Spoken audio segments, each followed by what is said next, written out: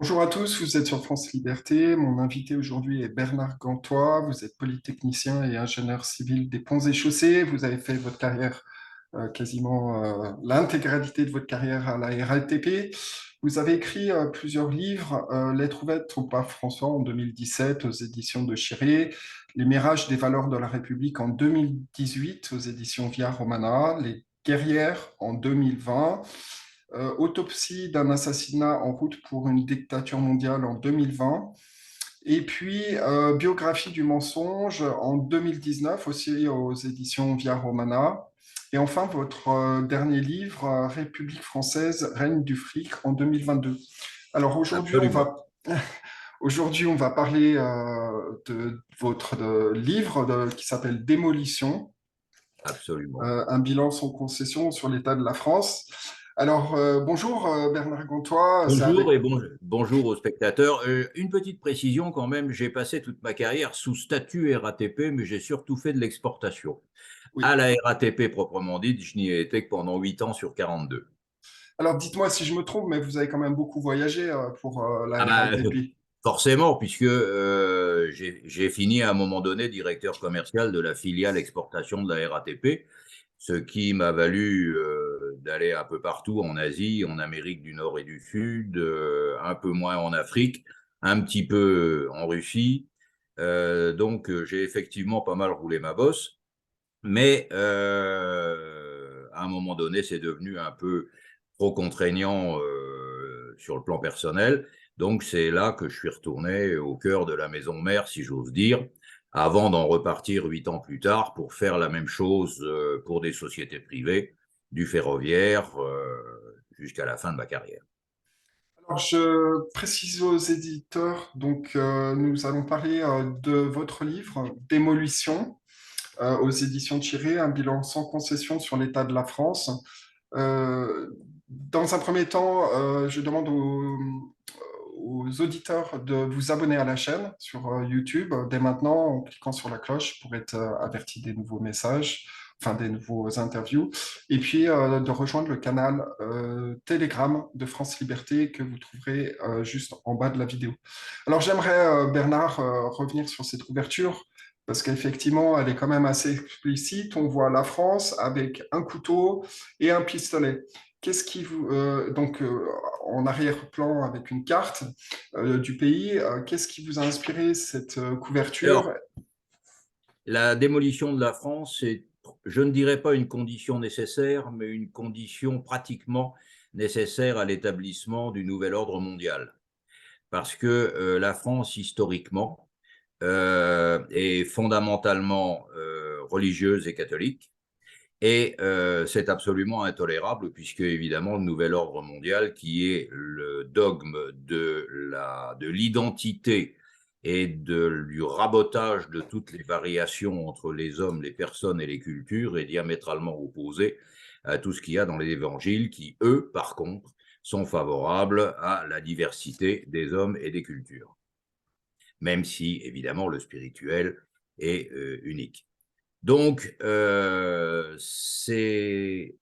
voulais symboliser l'attaque dont la France est l'objet depuis les années 70, de façon à faire sauter ce verrou qui, pour n'en être pas une puissance aussi terrifiante que l'Union soviétique ou l'Amérique, est quand même un gros obstacle conceptuel à l'établissement d'un nouvel ordre mondial. Pour ce faire, j'ai mis une petite France attaquée par deux armes, qui sont en l'occurrence un couteau de chasse et un Smith et Wesson, comme on le lit sur la couverture. Alors, l'autre raison pour laquelle j'ai écrit ce bouquin, c'est que depuis 2017, tout le monde dit, c'est pratiquement une ritournelle, Monsieur Macron démolit la France. Alors, je ne suis pas un admirateur remarquable de Monsieur Macron, mais j'aime bien la justice et je trouve extrêmement injuste de tout mettre sur son dos alors que la démolition de la France a commencé en gros dans les années 70. Monsieur Macron n'étant que la millième feuille du millefeuille et la crème chantilly au-dessus de cette millième feuille. Alors justement, Vous précisez sur la page de dédicace que vous m'avez aimablement écrite quand j'étais descendu dans le sud. Je crois que c'était l'année dernière C'est ou possible. l'année d'avant. Et vous indiquez donc que tout n'a pas commencé avec Macron, mais dans les années 70, voire 1789. Alors, Oui, est-ce alors que vous pouvez... 1789, c'est pour une raison très précise. Je conseillerais aux auditeurs de lire un petit bouquin qui s'appelle La République universelle, écrit par M. Anacharsis Clotz. Anacharsis Clotz était un hobro prussien tombé en admiration devant les philosophes des Lumières, qui était venu en France, qui a été naturalisé français, qui a été quand même président du club des Jacobins, ce qui est quand même un certificat révolutionnaire majeur.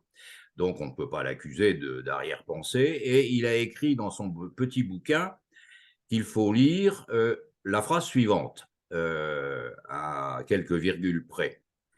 Un peuple, non, une nation ne se fait pas la guerre contre elle-même, donc le monde ne sera en paix que quand il constituera une nation unique. C'est-à-dire qu'en 1792, quand il a écrit, peu de temps avant d'être guillotiné d'ailleurs l'année d'après, ce bouquin, il a défini l'argument majeur que mettent en avant les mondialistes depuis cette époque, voire un peu avant, jusqu'à aujourd'hui, pour expliquer que l'unification du monde sera la condition d'une paix éternelle entre les peuples. Puisqu'évidemment, il paraît relativement logique, mais je dis bien il paraît, hein, relativement logique que sous le commandement d'un gouvernement unique, la paix doit régner plus facilement qu'entre des nations dont M. Mitterrand avait dit à un moment donné que les nations, c'était le nationalisme était la guerre. Donc, si vous voulez, la notion de mondialisme est née de la Révolution française. Et cette notion, parce que sous les monarchies, c'était totalement impensable, évidemment.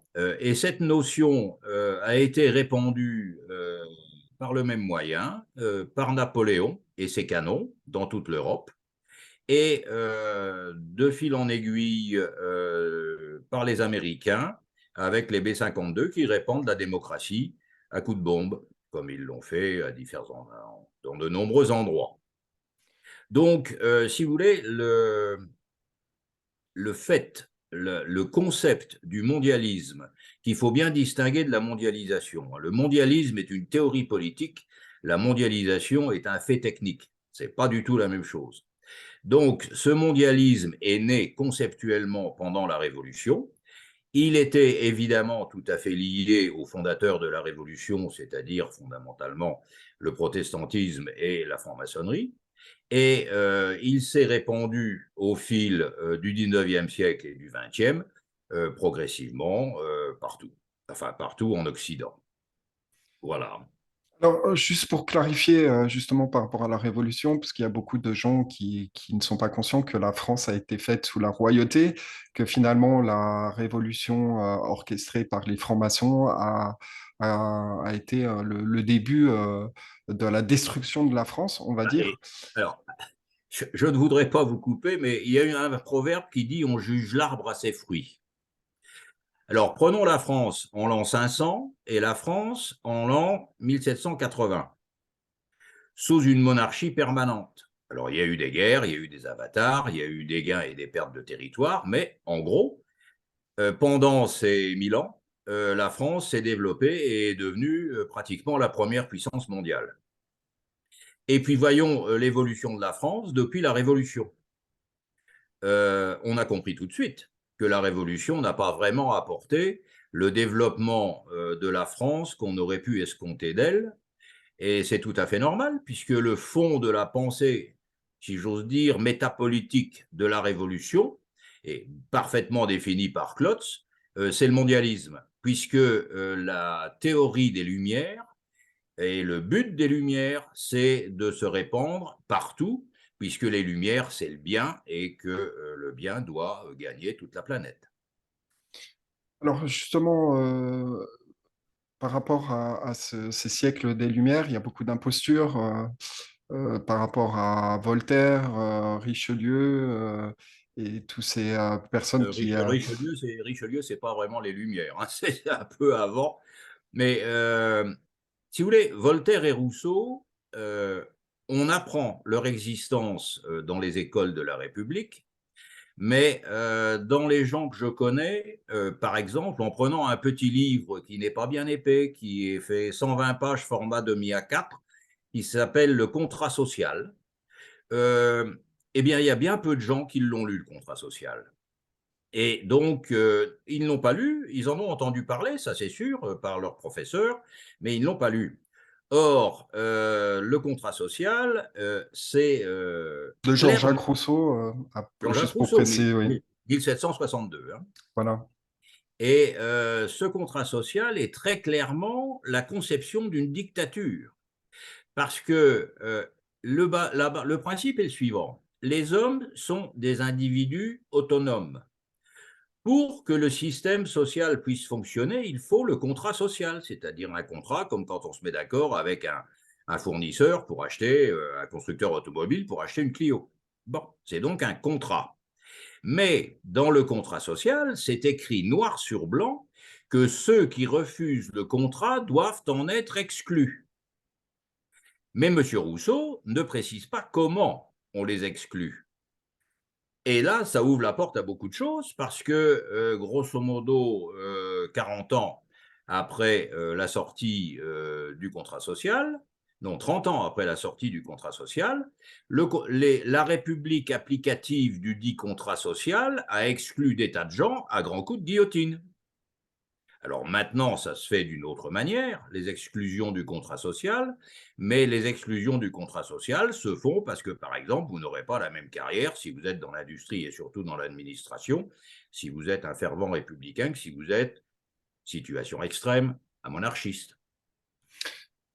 Et je pense que c'est important qu'on parle brièvement du langage de la Révolution, la conciliation des contraires qu'utilise Macron en permanence aujourd'hui, qui est en fait le langage franc-maçonnique.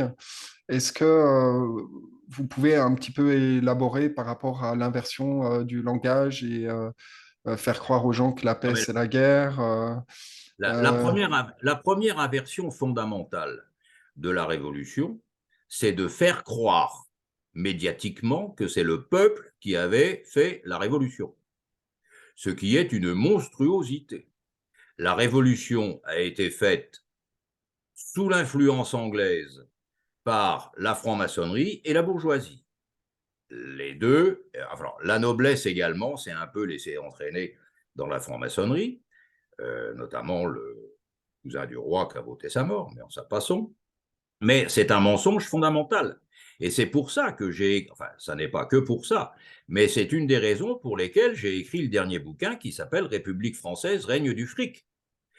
Alors, on m'objectera que sous la monarchie, des gens ont fait de grandes fortunes, les Colbert, les Fouquet et quelques autres, mais c'était une rémunération qui n'était pas si injuste par rapport aux grands biens qu'ils avaient fait au royaume.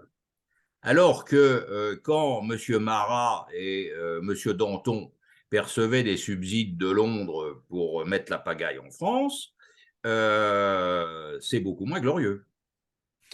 Donc, la bourgeoisie a créé la révolution en faisant croire que c'est le peuple qui la faisait.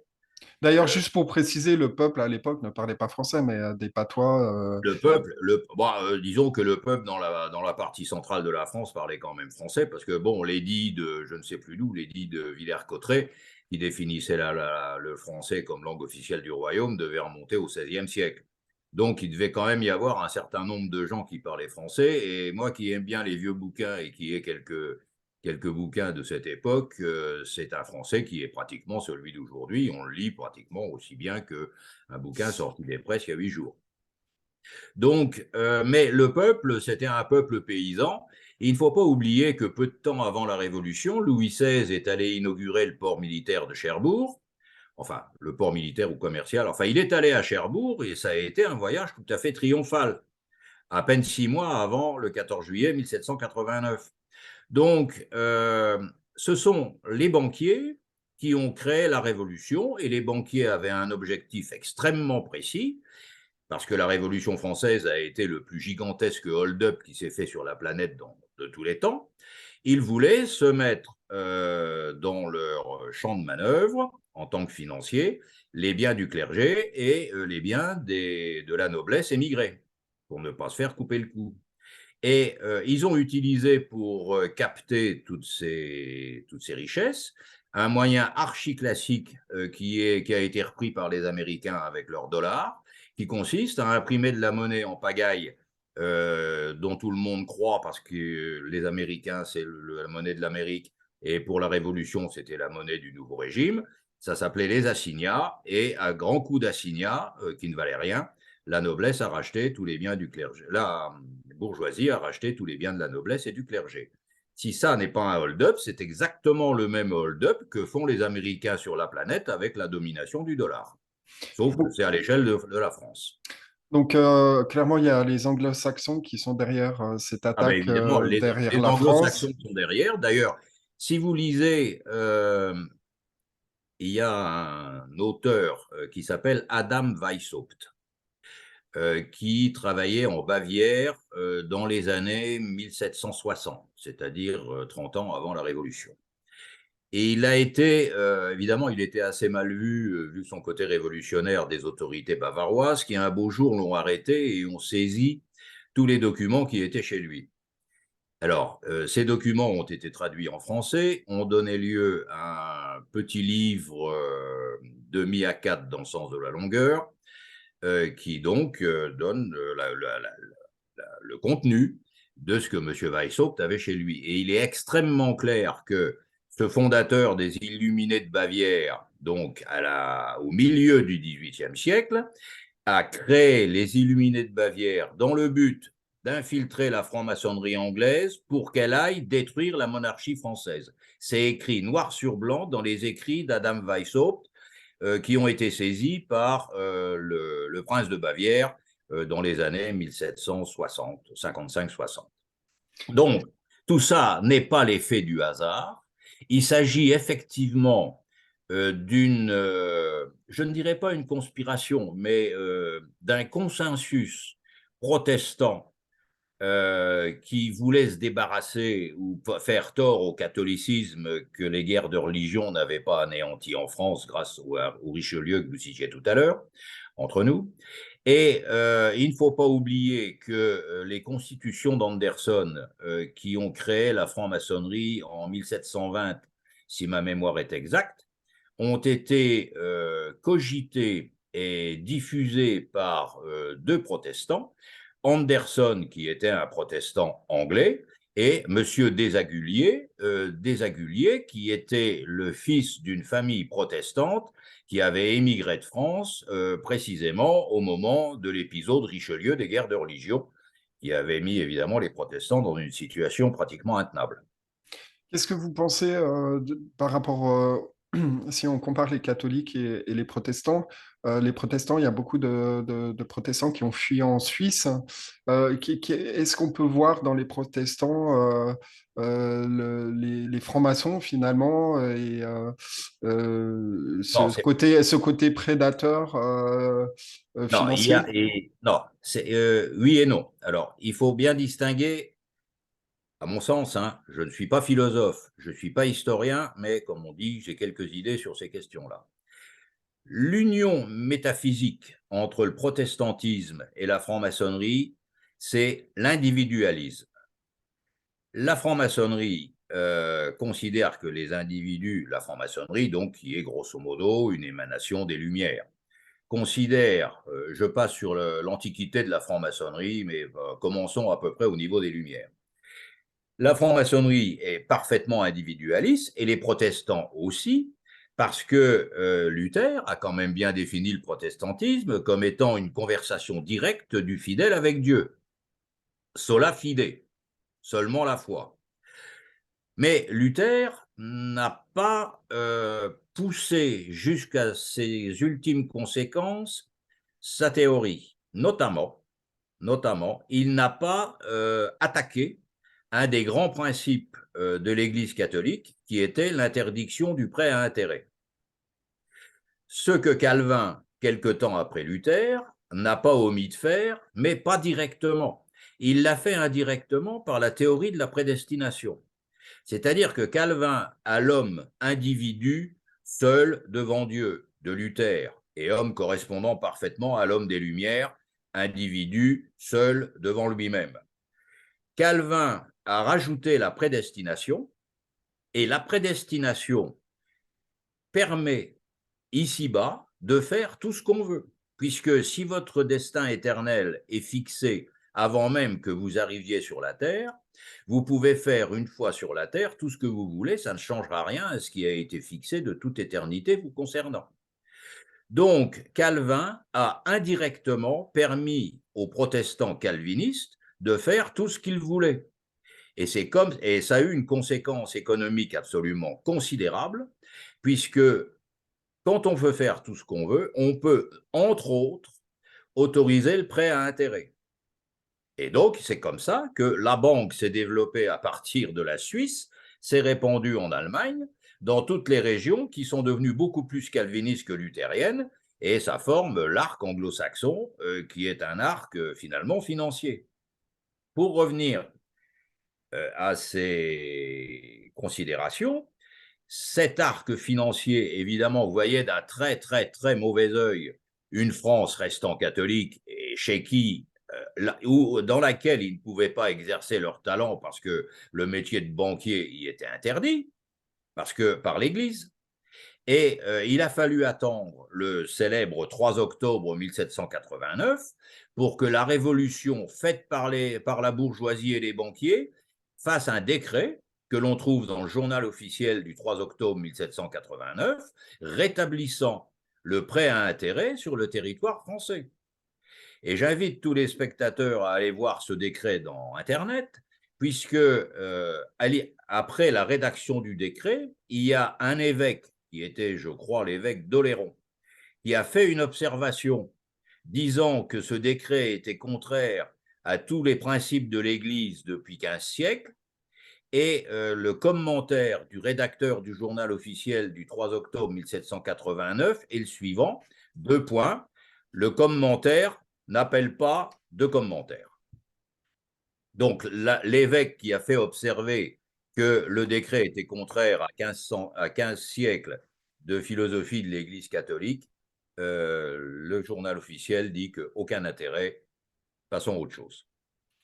Alors, juste pour reparler des francs-maçons brièvement, donc on sait qu'ils haïssent trois Ah choses, ben, le alors l'union, peuple, la royauté et la religion catholique. Donc on peut dire que les francs-maçons ont œuvré pour détruire la religion catholique et les valeurs du sacré. bon, attendez, là, je trouve que vous faites une faute de français, là.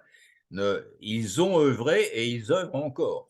Hmm, C'est l'obsession maçonnique de détruire l'Église. oui. Alors justement, on parle d'église, on peut parler aussi de Notre-Dame par rapport à ce qui s'est passé récemment. Est-ce que, d'après les informations qu'on a, il y a un enduit qui a été répandu sur toutes les poutres du Alors, termite 7 apparemment sur les poutres de la cathédrale Notre-Dame? Et c'est ce qui explique justement ces fumées jaunes lors de l'incendie. Est-ce ouais, que si vous vous voulez, voyez dans cet attentat, clairement, qui est une affaire d'État, la main franc-maçonnique? ouais, alors écoutez, sur cette histoire, moi je ne suis pas flic, hein. J'ai pas fait une carrière, j'ai fait quelques enquêtes, mais c'était toujours avec un objectif technique. Donc je ne suis pas flic, mais par contre, je pense qu'en termes de probabilité, la probabilité que cet incendie soit un accident paraît quand même passablement dérisoire. Donc, quelqu'un l'a fait. Enfin, il y a 999 chances sur 1000 que quelqu'un l'a fait. Mais le terme quelqu'un l'a fait entre guillemets. Quant à savoir qui, je pense que la liste des ennemis de l'Église catholique étant susceptible de remplir au moins un tome du Larousse en 30 volumes, là, je ne sais pas. Je ne sais pas parce que là, c'est en dehors totalement de mon champ de compétences. Je ne suis pas flic. Il peut y avoir 50 000 hypothèses, mais ne me demandez pas de choisir, c'est absolument impensable. Simplement, Simplement, si ce que vous dites sur la thermite est Thermite tout. 7, c'est un produit qui Oui, oui, oui, permet d'enflammer je sais qu'il y a les. un produit qui permet d'enflammer quasiment n'importe quoi. C'est-à-dire, on met de la thermite sur une plaque en verre, c'est tout juste si le verre ne se retrouve pas fondu. Parce qu'il y avait Mais, un article dans le Boulevard Voltaire justement qui expliquait qu'il y a une société qui a été mandatée juste avant l'incendie pour oui, oui, soi-disant traiter les poutres contre les insectes alors que ça n'avait oui, pas lieu d'être. C'est des poutres en chêne qui ont 800 bien ans sûr. et Non, qui mais se trouve ce que je veux qu'ils ont dire, utilisé un produit qui ils ne savaient même pas quel produit ils ont utilisé parce que oui, mais ce que je veux dire, c'est que effectivement, il y a une extrêmement forte probabilité que ça soit pas un accident. Mais il y a une autre chose qui est aussi une extrêmement forte probabilité, c'est que ça n'est certainement pas l'acte d'un acteur isolé. oui, effectivement, oui, c'est C'est une trop compliqué. opération. C'est une Trop opération très organisée. compliqué pour être le fait d'une personne ou d'un groupe de 3 ou 4 personnes. Il faut qu'il y ait derrière cette affaire un gars qui l'a pensé, qui l'a organisé, qui l'a managé comme une opération de construction d'une maison, de lancement d'une campagne militaire ou de tout ce que vous voulez. Mais c'est une opération, c'est pas un coup de bol. Est-ce que vous voyez dans cet attentat qui est un peu la destruction d'un symbole de la civilisation chrétienne et la Évidemment. civilisation française? Alors là, franchement, si je ne le voyais pas, je changerais de lunettes. Hmm. Donc du coup, on peut effectivement parler de cet événement un petit peu comme le 11 septembre à la française, une sorte de choc. Est-ce que vous pensez que finalement cet événement avait pour but de détruire les repères du sacré et déstabiliser la population? Là, je sais pas ça, je sais pas parce que si vous voulez, la population est quand même beaucoup moins catholique maintenant qu'elle ne l'était, ne serait-ce qu'il y a un siècle, voire même 50 ans. Heu, je ne pense pas que la déstabilisation de la population viendra d'un événement de ce genre, même s'il y en a un autre, moi, éventuellement même un peu pire. Je pense que la déstabilisation de la population va venir de toute autre chose, parce que je suis d'accord sur le fait qu'il va y avoir une déstabilisation de la population, mais ça viendra de toute autre chose qui sera quelques années d'inflation à 2 chiffres qui nous arrivent à toute vitesse. Et je pense que ça fera beaucoup plus réagir la population française que l'incendie de Notre-Dame, voire même l'incendie de l'Élysée. Donc, si vous voulez, les Français commencent à avoir suffisamment de problèmes économiques d'une manière globale, hein, je ne parle pas de M. Pinault, hein, bien sûr, mais les Français commencent à avoir suffisamment de problèmes économiques.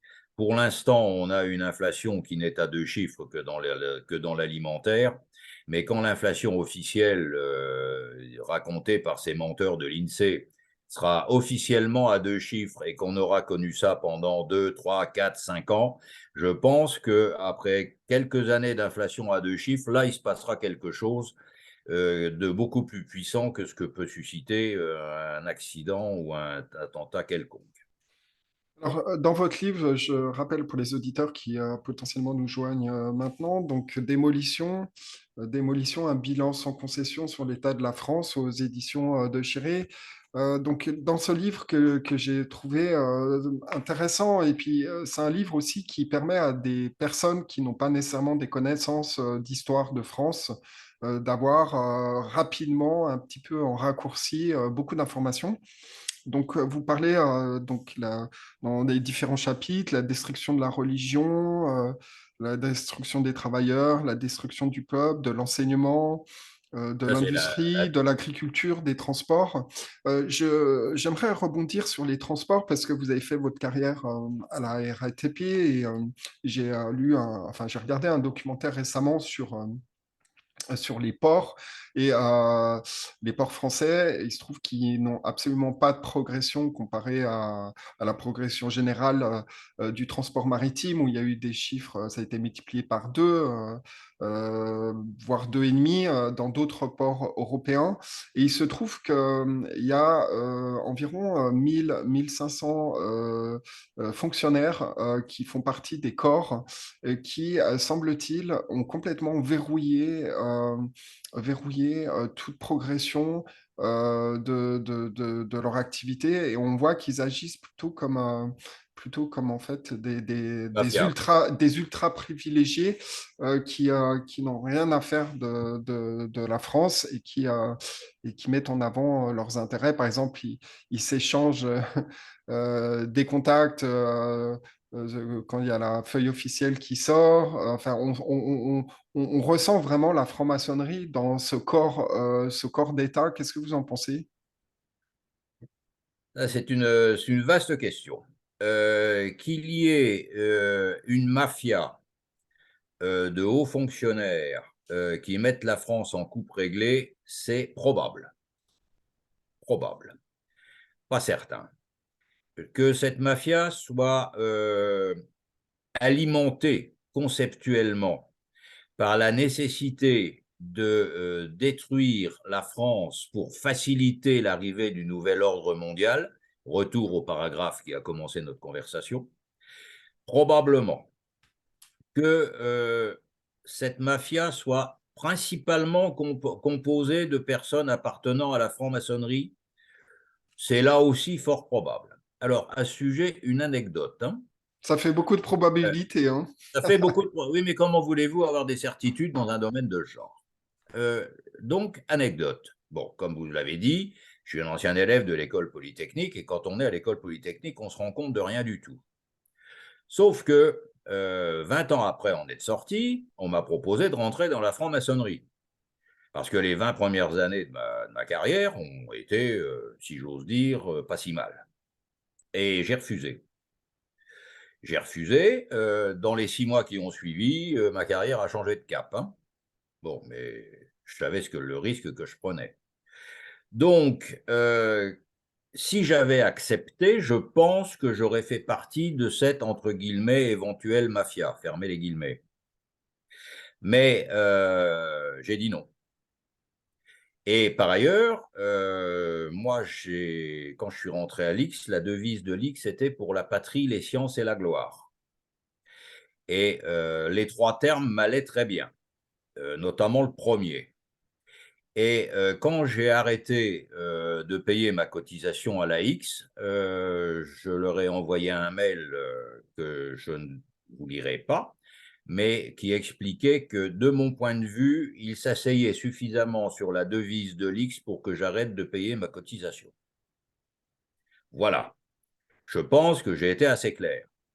En gros, dans les grandes écoles, alors je ne parle pas pour Centrale, les mines ou autres, hein, mais dans les grandes écoles, on est formaté, on est préparé pour dire oui le jour où un franc-maçon de haut grade vient vous trouver entre quatre yeux pour vous dire venez chez nous.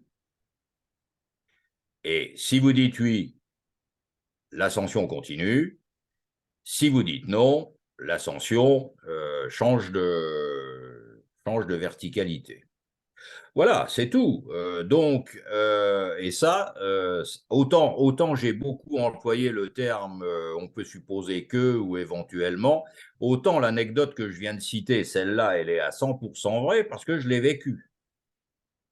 Bon, et la conversation avec le recruteur des Francs-Mac qui était venu s'occuper de moi a quand même duré de 9 heures du matin à 16 heures, et donc ça a duré quand même un moment. Et en tout et pour tout, on a pris un Coca-Cola. Hein. C'est-à-dire que la conversation n'a pas été bonjour, est-ce que vous voulez? Oui, non, au revoir. Ça a duré 7 heures, la causerie. C'est peut-être parce que ça a duré 7 heures que le fait d'avoir dit non a changé quelque peu ma position professionnelle. Est-ce que vous voyez la franc-maçonnerie comme une organisation anti-Dieu, anti-sacré, qui a des ramifications. C'est une organisation qui veut appliquer les Lumières, c'est-à-dire l'individualisme absolu. L'individualisme et le contrat social pour faire marcher l'individualisme. Mais vu les conséquences et où il nous mène, d'ailleurs, je précise, Ah ben, je pense j'aime- que là où on va, est un avenir un peu difficile pour la France. D'où mon bouquin. Mais sur mon bouquin, je rentre beaucoup moins dans les considérations philosophiques dont on vient de parler dans le dernier quart d'heure. est-ce qu'on peut faire un lien, est-ce que vous avez envisagé un lien entre toutes les activités sataniques et la franc-maçonnerie dans les plus hauts niveaux? Je ne sais pas. Je ne sais. Oui, bien sûr, j'ai lu des choses sur la question, hein. Bon, d'accord. On sait qu'il y a des églises sataniques aux États-Unis et les États-Unis ne sont pas un corps étranger à la franc-maçonnerie, c'est le moins qu'on puisse dire. Mais comment voulez-vous que j'ai des idées sur cette question-là, indépendamment des lectures que tout le monde peut faire? Bien sûr, il y a des relents de satanisme dans certains secteurs, mais d'abord, je ne pense pas que la franc-maçonnerie et le satanisme soient deux ensembles superposables. Qu'il y ait un champ de recouvrement, c'est possible, mais ne me demandez pas parler de ça, je suis totalement incompétent, indépendamment de ce que tout le monde peut lire dans quelques bouquins. Alors, on va parler de différentes choses en lien avec l'actualité. Déjà, Elon Musk a, semble-t-il, un peu modifié les règles de Twitter pour faire en sorte que la liberté d'expression soit plus ouverte. Est-ce que vous pensez que Elon Musk, bon, je crois qu'il y a certaines personnes qui se posent beaucoup de questions sur ce personnage. Et est-ce que vous pensez que c'est quelqu'un dont il faut se méfier? Alors, d'abord, un point général. Le jour où le premier réseau social, qui était, je crois, Facebook, est sorti il y a 25 ans, j'ai tout de suite senti que ce truc-là était pas clair, donc j'ai décidé que jamais je ne ferai partie d'aucun réseau social. Donc, vous parlez à quelqu'un qui n'est ni sur Facebook, ni sur Twitter, ni sur rien. Rien. Alors, mon épouse est un peu sur WhatsApp pour parler avec ses copines. Donc, je reçois de temps en temps un message à WhatsApp, mais je ne fais partie d'aucun autre réseau social. Bon, premier point. Deuxième point, Monsieur Musk. Alors, Monsieur Musk a racheté Twitter. Bon, opération capitalistique, il fait ce qu'il veut de son argent, très bien pour lui. Il se dit qu'il a remis de la liberté dans Twitter. Alors, à mon avis, par rapport à ce que c'était avant, c'était pas bien difficile, puisque maintenant, pas plus tard que ce matin, j'ai vu que le FBI avait introduit des gens de son organisation dans à peu près toutes les directions de GAFA divers et variés. Bon, donc, c'est probable qu'il a effectivement amélioré la transparence, je mets le terme entre guillemets, sur Twitter. Mais, par ailleurs, on sait donc ça, c'est plutôt bien. C'est la version positive de la chose. Mais par ailleurs, on sait que M. Musk fait des études dans une société qui s'appelle Neuralink, qui consiste à introduire dans le cerveau Enfin, l'idée générale, c'est d'introduire dans le cerveau des zinzins qui récupéreraient des informations transmises par les ondes électromagnétiques et qui permettraient de donner des ordres à la personne ayant ces zinzins dans le cerveau. Bon, ça me paraît beaucoup moins réjouissant parce que c'est du transhumanisme pur et dur. Mais il y a quand même dans cette histoire un côté réjouissant, c'est que M. Elon Musk a mis les prototypes de ces zinzins dans le cerveau d'une douzaine de chimpanzés qui sont tous morts. Enfin, qui sont tous morts d'après ce que j'ai vu dans les gazettes, hein. Donc, il y a quelque espoir que M. Musk va mettre beaucoup de temps à pouvoir implanter des ustensiles électroniques dans le cerveau des individus ou dans le sang, hein, parce que ça peut aussi se mettre par injection, par une simple piqûre.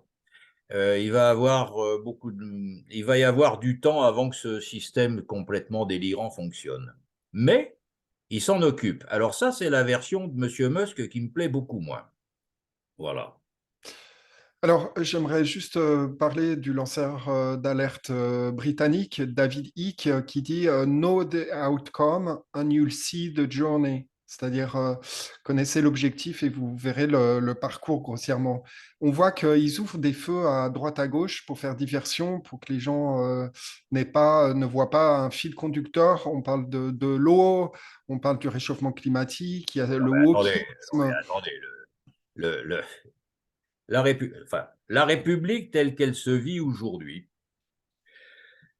euh, où les gens n'ont aucune notion philosophique de la République, a perdu le lien social. C'est-à-dire qu'à force de faire de l'individualisme, on a fini par faire des gens qui étaient de purs individualistes. Et je pense qu'un des faits majeurs dans cette prédominance absolue de l'individualisme, c'est la destruction de la famille. Parce que la famille, quand elle existait encore, enfin de façon traditionnelle, donnait quand même aux enfants une certaine notion qu'ils n'étaient pas totalement seuls et qu'il y avait une interdépendance. Parce que les enfants, jusqu'à 15, 16, 17 ans, en fonction des circonstances, dépendaient de leurs parents. Bon, quand on s'aperçoit pendant 17 ans qu'on dépend de ses parents, on n'a pas la même vision de l'individualisme que quand on est l'enfant d'une famille éclatée dont, et je pense à un cas particulier, la mère est à New York, le père est à Sydney et le môme habite à 17 ans dans un appartement de luxe rue du Bac. Alors, je ne donnerai pas de nom, mais si un beau jour l'intéressé m'entend, il se reconnaîtra très bien. Donc, comment voulez-vous que ces gens-là, dans cette ambiance sociale, ne soient pas des individualistes forcenés? Et comme le contrat social, comme je le disais tout à l'heure, n'a été lu par personne, et que, mis à part dire que Rousseau était un très grand homme à l'école, on n'en apprend pas plus, finalement, on a un monde qui est fait de personnes totalement éclatées. Pour faire fonctionner un monde de personnes totalement éclatées, il n'y a qu'un moyen, c'est la peur. Et donc, on trouve des peurs. Alors, la première peur majeure, c'est effectivement actuelle, hein, parce qu'il y en a eu avant. La première peur majeure, c'est le réchauffement climatique, qui est une monstrueuse connerie.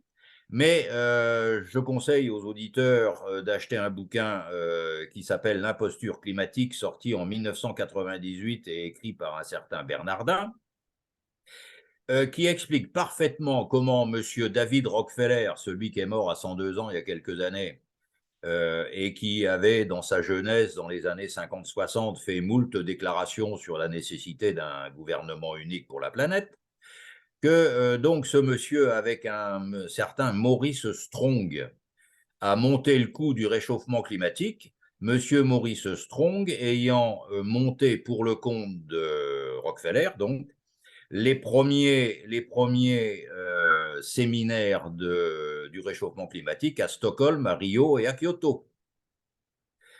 Et donc, tout ça est une gigantesque arnaque basée sur un mensonge, parce que toutes les Twingo du monde ne verseront jamais assez de carbone pour à supposer que le CO2 ait une influence quelconque équivaloir à l'énergie que déverse le Soleil sur la planète depuis 4 milliards d'années.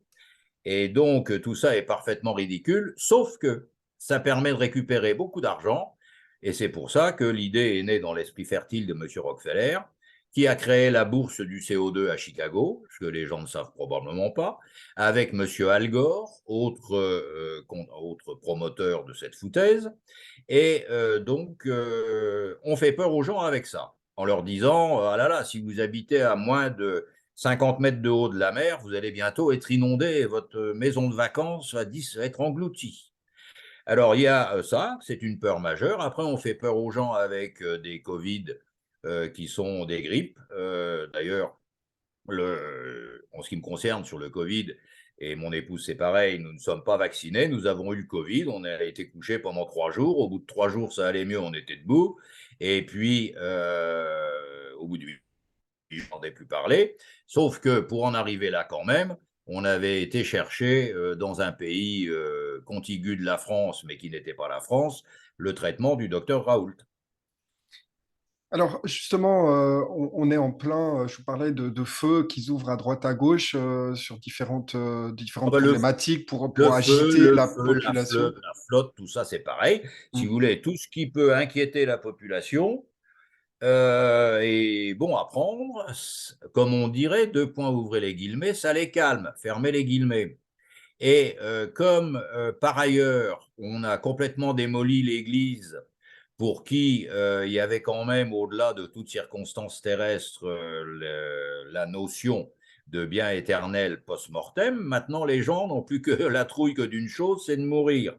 Alors vous comprenez que quand on leur explique que le réchauffement climatique va les faire claquer, ils sont émus jusqu'au plus profond de leur âme, mais je ne parle même pas du Covid et ni des épidémies qui se préparent sous l'égide de Bill Gates, d'après ce qu'on lit en farfouillant un peu sur Internet.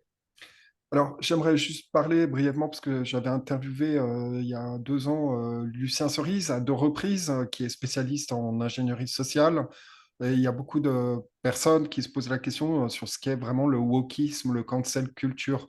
Est-ce que vous êtes d'accord sur le fait que ces techniques de manipulation sont sorties des laboratoires d'intelligence comme de l'ingénierie sociale à entretenir en permanence pour faire peur aux gens, en fait?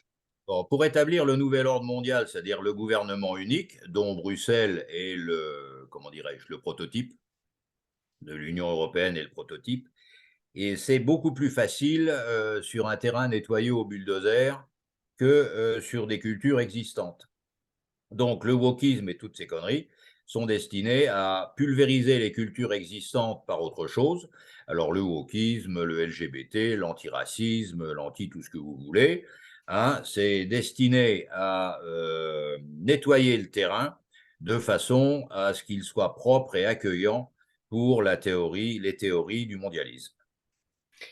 Alors, je voulais aussi préciser qu'il y a une société française qui s'appelait auparavant Thomson CSF, qui maintenant s'appelle Thales, qui est en train de développer un digital wallet. Est-ce que vous voyez ça comme une menace pour la population avec le passeport numérique, le passeport vaccinal? Alors là, c'est très simple. La monnaie numérique, c'est la dictature numérique. On ne pourra plus aller acheter un paquet de cigarettes sans que ça soit repéré. Et donc, moi, c'est pas les cigarettes, mais j'aime bien les bons vins de France. D'ici que je reçoive, quand il y aura la monnaie numérique, un avis de la sécurité sociale, comme quoi j'ai acheté trop de bouteilles de vin pendant ce mois-ci et qu'en conséquence de quoi on va m'augmenter mes cotisations de 10%, il n'y a pas loin. Donc, vous voyez le genre de dictature que ça nous promet. Alors, je ne parle même pas du risque qu'il y aurait à financer un parti d'opposition. Et je ne parle même pas non plus, j'ai entendu l'exemple il y a 3 4 jours sur les ondes de je ne sais plus quelle radio. Imaginez qu'une monnaie numérique ait existé au moment de la révolte des Gilets jaunes.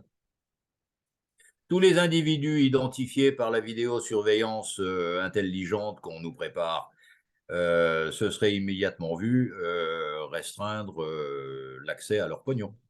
Alors, Moyennant quoi, avec une monnaie numérique, les gilets jaunes, au lieu de durer 3 mois, 3 ou 4 mois, ça aurait duré 8 jours.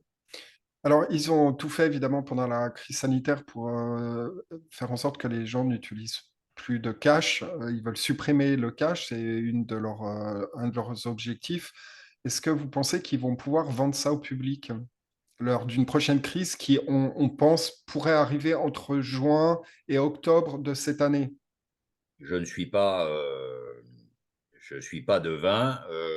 Je pense que la suppression du cash va poser beaucoup de problèmes en Allemagne. Parce que les Allemands, ils fonctionnent au cash. Et je pense que ça posera aussi beaucoup de problèmes dans les pays du Sud, où la mentalité quelque peu expansive des Italiens et des Espagnols euh, ne va pas très bien s'accommoder du fait que la Silicon Valley et les banques centrales connaîtront immédiatement toutes dépenses qu'ils feront dans des activités qui sont quelquefois pas très, très, très socialement recommandé. Je ne dis pas recommandable, je dis recommandé. Hein. Je pense que les Français seront ceux qu'on matraquera le plus et qui l'accepteront plus facilement. Mais ça sera difficile de le faire seulement en France. Et je ne vois franchement pas les Allemands abandonner le cash, pas plus que les Suisses, pas plus que les Italiens et pas plus que les Espagnols. Bon, à partir de là, on verra. Mais je ne suis Non. pas devin, je ne suis pas Madame Soleil, hein, Alors, ni politicien d'ailleurs. dans votre livre Démolition, un bilan sans concession de la France, vous parlez de l'aspect de catégories de gens qui travaillent ensemble, mais sur lesquels il pourrait y avoir des divergences à un moment ou à un autre. C'est entre les techniciens et les financiers. Qu'est-ce que vous voulez préciser par rapport à ça? Alors, les financiers souhaitent une dictature pour pouvoir élargir l'ampleur de leurs bénéfices et le champ de leur action. C'est la théorie du gouvernement mondial, hein, c'est-à-dire 1% de dirigeants, 99% d'esclaves. Bon. Mais cette dictature ne peut fonctionner que grâce au numérique. Parce que avec des fiches, ça ne va pas. Donc il faut le numérique et il faut la monnaie numérique, précisément. Sauf que, la monnaie numérique et la dictature numérique qui vous filera grâce au GPS, enfin qui vous surveillera du matin au soir, quoi que vous fassiez et quoi que vous dépensiez, cette dictature numérique ne peut fonctionner qu'à grand renfort d'ordinateurs sophistiqués, de serveurs et d'une technologie que les banquiers ne connaissent pas. Donc, les techniciens, les informaticiens qui vont permettre la dictature numérique exigée par les banquiers, enfin par les financiers, un beau jour, il y aura forcément un conflit. Les banquiers diront aux techniciens, vous commencez à nous coûter trop cher, et les techniciens répondront aux banquiers, sans nous vous n'êtes rien. À mon avis, la conversation sera intéressante. C'est pas pour tout de suite, mais attendez la monnaie numérique et que la dictature s'installe un peu sérieusement. Là, on verra ce qui se passera. Alors, il y a une autre raison pour laquelle tout ça va se casser la figure, c'est cette route vers le gouvernement mondial unique se cassera la figure pour plusieurs raisons. La première est une raison philosophique qu'il faut aller rechercher dans Aristote il y a 4 siècles avant Jésus-Christ, quand il a dit sous la forme de la définition de l'hubris, que tout ce qui est exagéré finit toujours par mal finir. Et donc, il a appelé ça l'hubris, c'est-à-dire l'exagération. Et il dit que cette exagération finit toujours par se heurter à la réalité qu'il avait appelée Némésis en son temps. Donc, la folie du gouvernement mondial est une folie d'une nature telle que trop c'est trop, ça se cassera la figure. Deuxième argument, le gouvernement mondial n'est pas accepté par tout le monde tel qu'il est dans les esprits de la maison Amérique du Nord. Et c'est d'ailleurs l'intérêt de la guerre en Ukraine. La guerre en Ukraine, ça n'a rien à voir avec le Donbass. La guerre en Ukraine, c'est les partisans du nouvel ordre mondial contre ceux qui ne sont pas d'accord. C'est pour ça que ça risque de durer un moment, mais que c'est extrêmement intéressant. Donc, tout ça fait que... alors ici, il y a une autre raison pour laquelle ça ne peut que se casser la figure. C'est quand on va commencer à faire joujou comme M. Elon Musk, avec des implants, des manipulations majeures, des moyens techniques de contrôle de l'humain. Tout ça est contraire à la nature. Et la nature, quand on se moque d'elle de façon trop longue, trop dure et trop évidente, elle finit par se venger. L'exemple des 12 chimpanzés d'Elon Musk est très significatif. En faisant ça, il s'est moqué de la nature au niveau de ces pauvres bêtes. Elles sont mortes. Je pense que quand on se moquera de la nature humaine par des moyens sinon identiques, du moins similaires, la nature se vengera. Alors, revenons un petit peu en politique intérieure. On parle de votre livre, donc aux éditions de Chiré, Démolition. L'occupant de l'Élysée était seul sur les Champs-Élysées le 8 mai. Qu'est-ce que vous pensez de ça? Il n'a pas peur du ridicule. C'est tout. Écoutez, un président de la République qui, le jour de pas de la fête nationale, mais de la fête de la victoire, défile tout seul dans sa voiture blindée au milieu de Champs-Élysées déserts, mais c'est à mourir de rire. Charlot n'aurait pas inventé ça. Est-ce que vous voyez ça comme une fin de règne, un gouvernement aux abois qui essaye Non, non, de, il est pas de- du, non, non, il est pas du tout aux abois. C'est pas du tout une fin de règne. Simplement, maintenant, toute la France sait que c'est un infini trouillard. Oui, mais bon, je voulais préciser aussi parler de, de- des manifestations, la manifestation qui était prévue par Place d'Armes le 13 mai, qui a été interdite. Puis Euh, réautorisé, hein. Pardon? Puis réautorisé. Oui, mais bon, In extremis. elle a pas eu lieu. Finalement, ils ont Ah ben, fait une conférence de presse dans un café à Paris. Qu'est-ce oui, que mais vous non, mais pensez le fait en fait, ils interdisent tout type de manifestation maintenant qui pourrait déranger leur prise de pouvoir, parce qu'on voit qu'il y a une fuite en avant. Malgré tout, ça devient de plus en plus inquiétant tout ça. Est-ce que vous pensez qu'ils ont peur des militaires? alors, d'abord sur les manifestations. Les manifestations pour Jeanne d'Arc, prévues le 8, ont été interdites par Darmanin. Et aussi bien la manifestation que la réunion de l'Action française, interdite par Darmanin, ont été réautorisées par le tribunal administratif. Donc Darmanin s'est pris, si j'ose dire, une belle baffe, parce qu'il a été désavoué par la juridiction administrative, hein, pas la juridiction civile. Bon, alors maintenant, je pense que la caractéristique de ce gouvernement, c'est que c'est un gouvernement de trouillard. Quand on défile dans sa voiture blindée devant des Champs-Élysées vides, comment voulez-vous qu'on interprète ça autrement? Alors, ils ont la trouille, donc ils ont par définition la trouille des manifestations. Alors, ils ont commandé 80 ou 90 blindés de la gendarmerie. Il va falloir être courageux pour aller manifester. Alors, on approche doucement la fin Attendez, de... un dernier point là-dessus. Oui. Ce qui va foutre en l'air le régime, c'est les quelques années d'inflation à deux chiffres. Ça, on en a parlé tout à l'heure. Je suis allé au Chili en 1974. Pourquoi je suis allé au Chili en 1974? Parce que le 11 septembre 1973, un certain général Pinochet a déboulonné un certain Allende. Quel était le crime d'Allende, indépendamment des terroristes du MIR et tout ça? Le crime d'Allende, c'est d'avoir fait vivre le Chili pendant 3 ans avec une inflation à deux chiffres. Bon, c'est tout. Les Chiliens ont tenu 3 ans. Combien de temps tiendront les Français à partir du moment où l'inflation sera à deux chiffres? On verra. Est-ce que vous pensez qu'à un moment ou un autre, parce que la situation économique et financière des Français est de plus en plus difficile, il y a beaucoup de gens qui n'arrivent plus à joindre les deux bouts, il y a une paupérisation grandissante. Est-ce que vous pensez à un moment ou un autre, l'armée pourrait intervenir et que ce régime est en train de creuser sa tombe? Euh, Comment dirais-je? Je crois que l'armée est dans un état tel qu'elle est incapable d'intervenir. En résumé. Et je ne vois pas.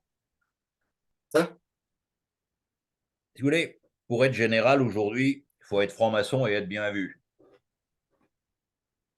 C'est tout. Ça ne suffit pas d'être franc-maçon. En plus, faut être bien vu. Donc, il faut faire partie du club. Quand on fait partie du club, on ne fait pas un coup d'État. Alors, en termes de gouvernance, on voit que ce régime, la plus grande menace, en fait, qui semble apparaître, c'est le fait que ce monsieur Macron soit toujours en place encore pendant 4 ans. Le risque, c'est que il y a trois options. On est un peu à la croisée des chemins. Il y a l'article 68 pour le faire sortir de l'Élysée. Aucune chance. Alors ça, c'est une des options. Après, il y a l'armée et puis il y a la guerre civile. Comment vous Non, anticipez mais ce je qui va se pense passer? Je pense que, comme je l'ai dit, quand les Français auront subi quelques années d'inflation à deux chiffres, il y a déjà une bonne partie des gens en France qui sont totalement déclassés sur le plan social.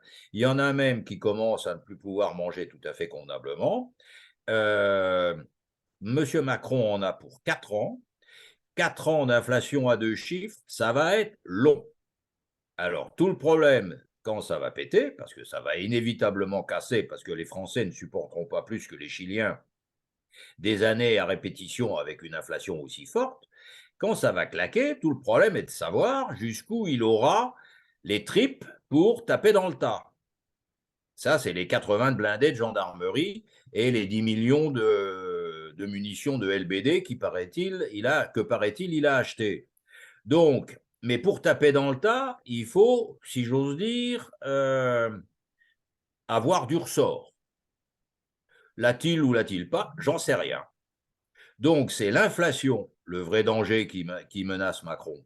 Et lui, il ne s'en rend pas compte parce que monsieur est un énarque. Lui, il fait des règles de 3 et des tableaux Excel. Pour lui, l'inflation, ça ne signifiera jamais qu'on ne peut pas bouffer le soir.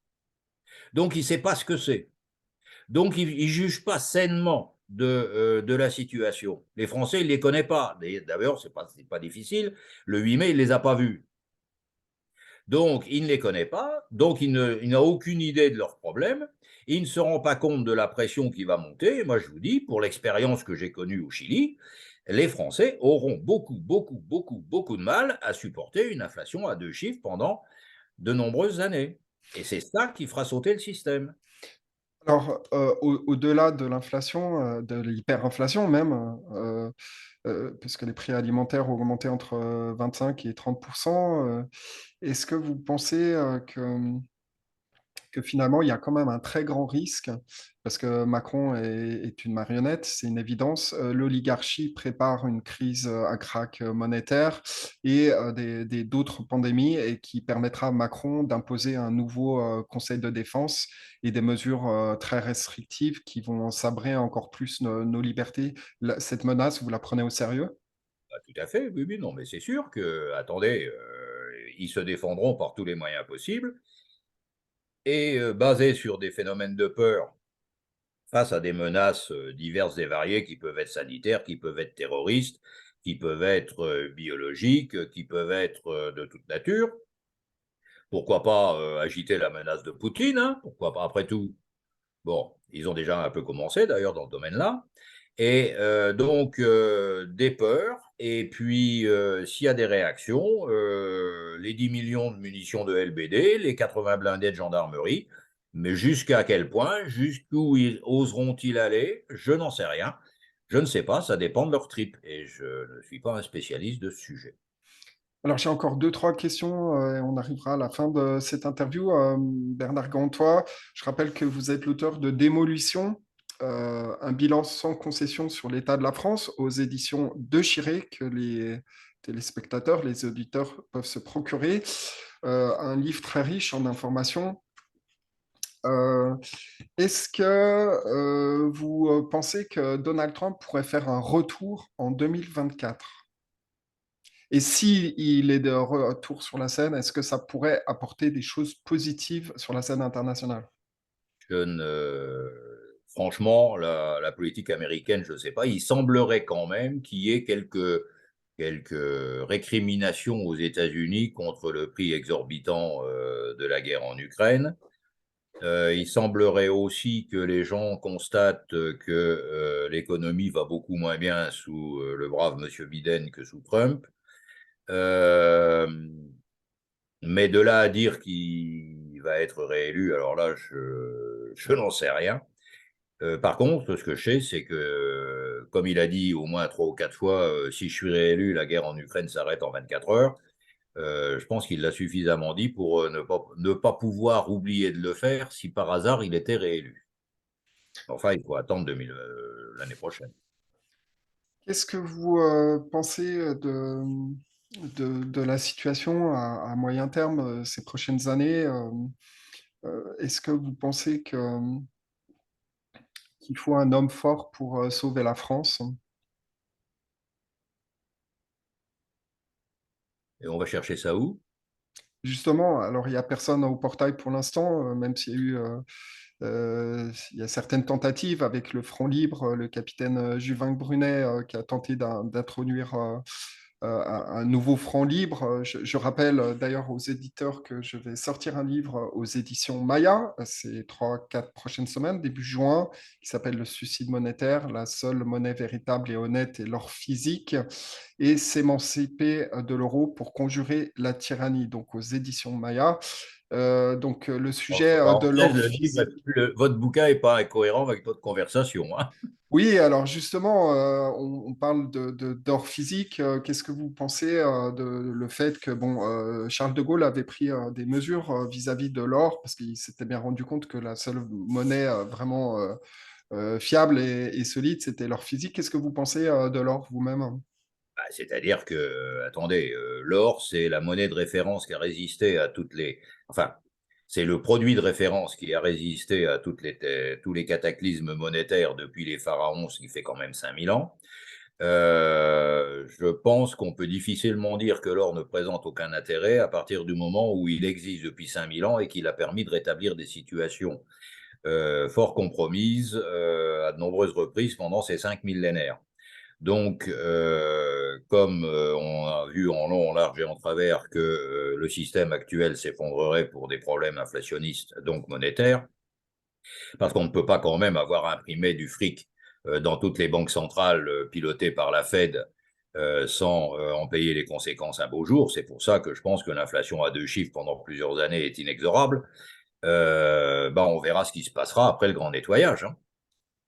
Alors justement, dans mon livre Le suicide monétaire, je parle de s'émanciper de l'euro pour conjurer la tyrannie. On voit bien que Monsieur Macron n'est qu'une marionnette de Bruxelles et que tout est décidé maintenant À et sorti Washington. de... Oui, à Bruxelles et à Washington.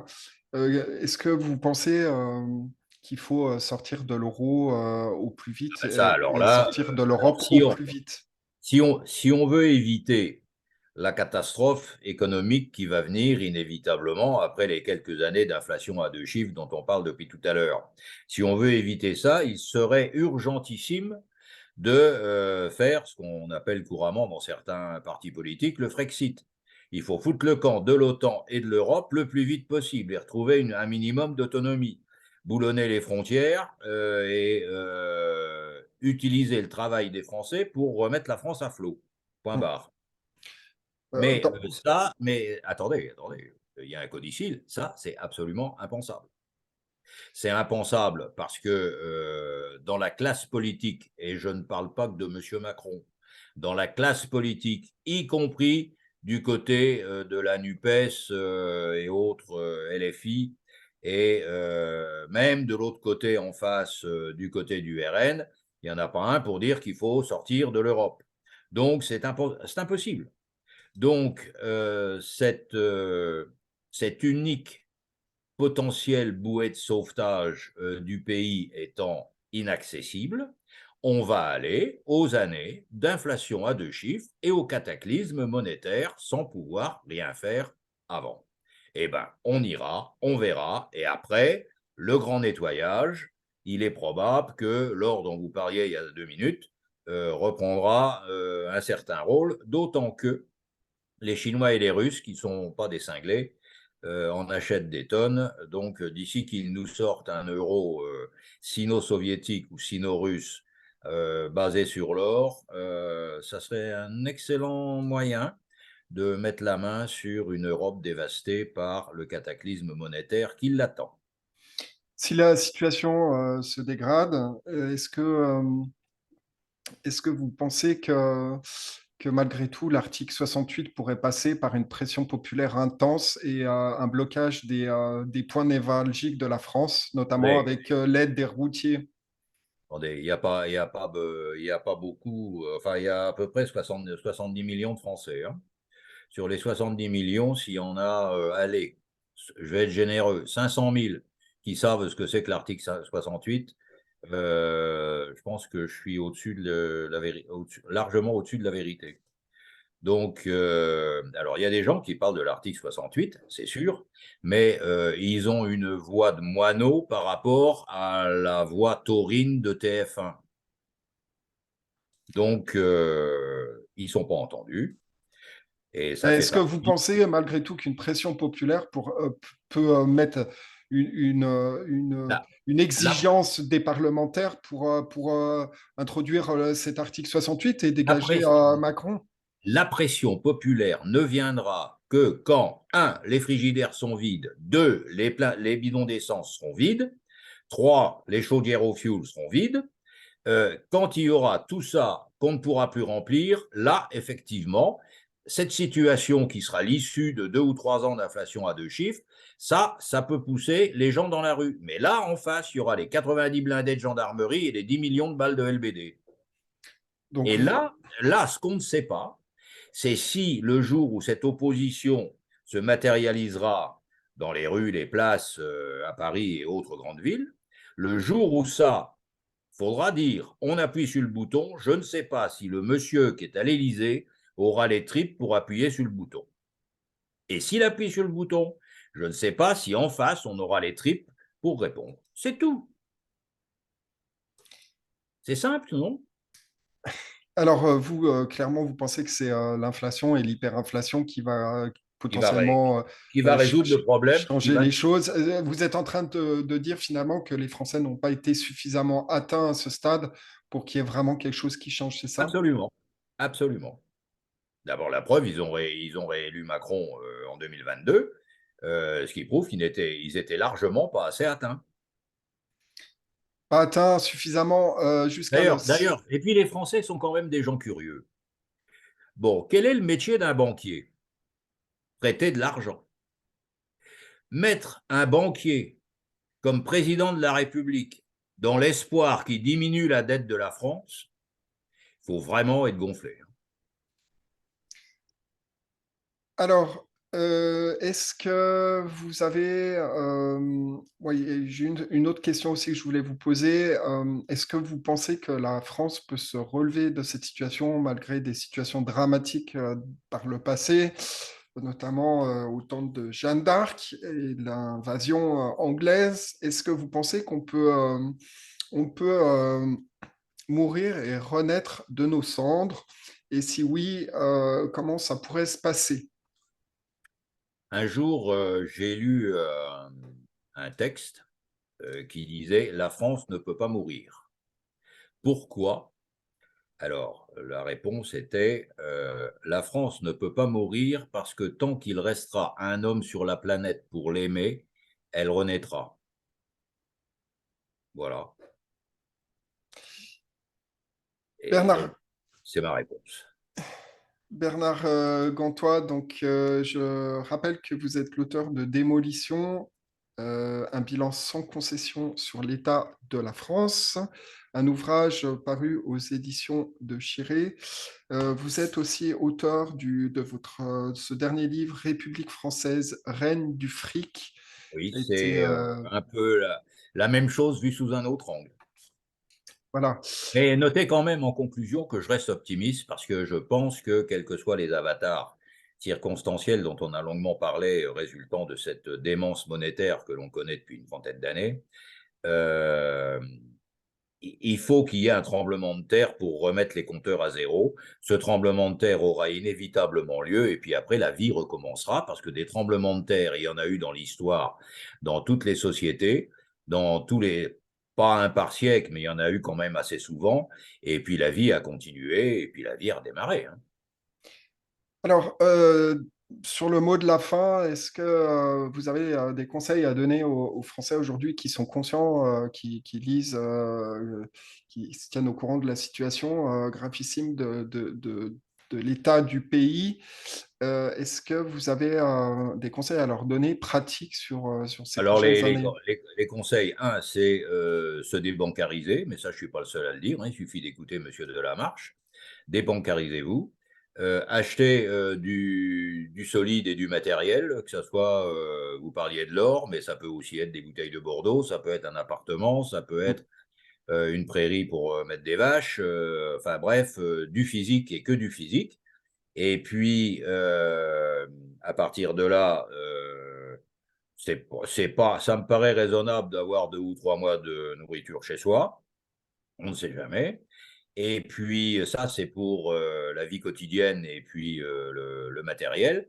Et puis, pour l'intellectuel et le spirituel, tout ça finira d'une manière ou d'une autre. Après, ça ira mieux qu'avant. Et il faut donc garder l'espoir. Alors, les athées doivent garder l'espoir dans leur système de pensée. Les chrétiens ont l'espoir par définition, puisque c'est une vertu théologale, celle de l'espérance, mais il ne faut pas désespérer parce que la vie a triomphé de bien pire que ça. Alors, Bernard Gantois, merci beaucoup pour cette interview avec France Liberté. Je demande aux auditeurs de vous abonner à la chaîne pour être mieux positionné au niveau du référencement parce que notre chaîne a été supprimée en 2022 suite à des interviews sulfureux de certains invités sur la crise du Covid. Donc, on est en train de reconstituer notre audience. Vous pouvez aussi joindre le canal Telegram de France Liberté, France Liberté sans S sur Telegram. Et puis, Bernard Gantois, vous avez d'autres projets de livres actuellement ou... Ah ben, c'est-à-dire que pour l'instant, je suis surtout en train de faire un peu de marketing sur le dernier, La République française, règne du fric. J'en ai un en cours, c'est un roman, mais il n'est pas encore assez avancé pour que je puisse donner une date de sortie. Et puis les éditeurs aiment pas trop les romans, mais donc, enfin, ça sera un roman quand même. Mais il sortira dans l'année, je pense. Bernard Gantois, merci beaucoup pour cette interview. Eh bien, c'est moi qui vous remercie et donc au revoir, à bientôt. Merci.